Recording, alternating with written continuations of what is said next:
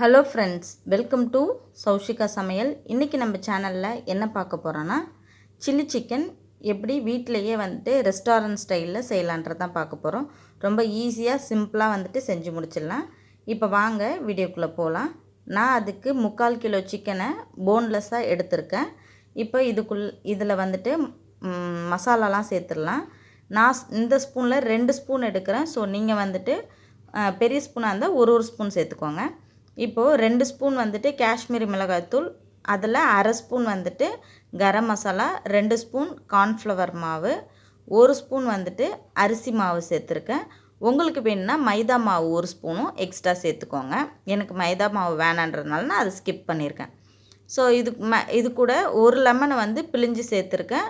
1 spoon இஞ்சி பூண்டு paste, தேவையான அளவு உப்பு, இது எல்லாத்தையும் சேர்த்து மசாலா நல்லா சிக்கனில் ஃபுல்லாக கோட் ஆகுற மாதிரி பிசைஞ்சு எடுத்துக்கோங்க. இதை நம்ம அரை மணி நேரத்துலேருந்து 1 மணி நேரம் வரைக்கும் நார்மலாக வெளியிலே ஊற விடலாம்.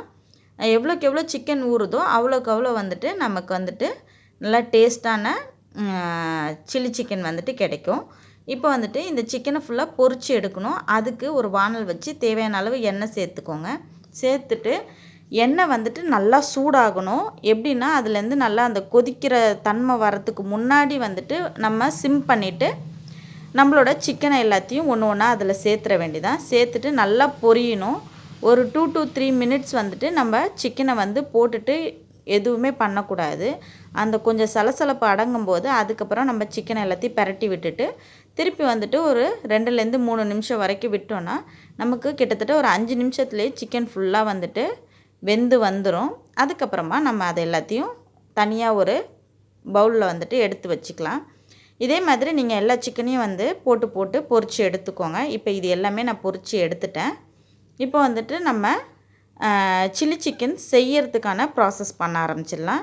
நான் ஆல்ரெடி பொரிச்ச சிக்கன்லேருந்து சும்மா ஒரு கரண்டி எண்ணெய் மட்டும், தேவையான அளவு எண்ணெயை எடுத்துக்கிறேன். எடுத்து ஊற்றி நல்லா அந்த எண்ணெய் சூடானதுக்கப்புறமா நம்ம ஸ்கொயர் ஷேப்பில் வெங்காயம் கட் பண்ணணும். கொஞ்சம் பெருசாக இந்த மாதிரி கட் பண்ணி எடுத்துக்கோங்க.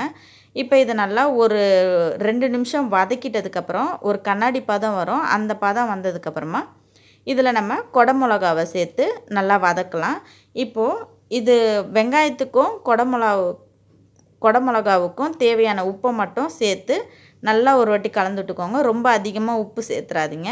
ஏன்னா இதில் நம்ம சாஸ்லாம் சேர்ப்போம். அப்போ சாஸ் சேர்க்கும்போது சாஸ்லேயும் உப்பு இருக்கும். ஸோ அதனால் கொஞ்சமாக உப்பு சேர்த்துக்கோங்க. இப்போ நான் 1.5 ஸ்பூன்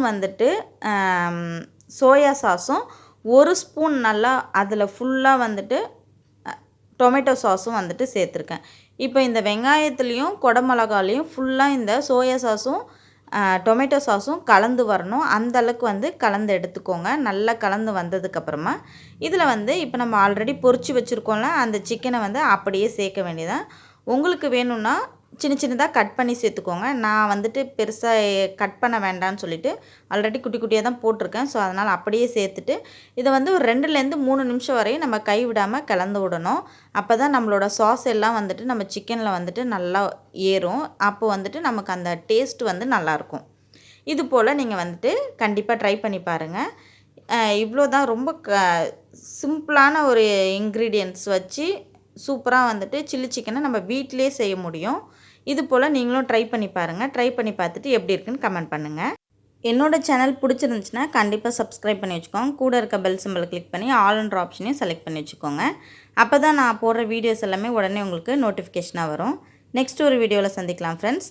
தேங்க்யூ ஃபார் வாட்சிங். பாய்.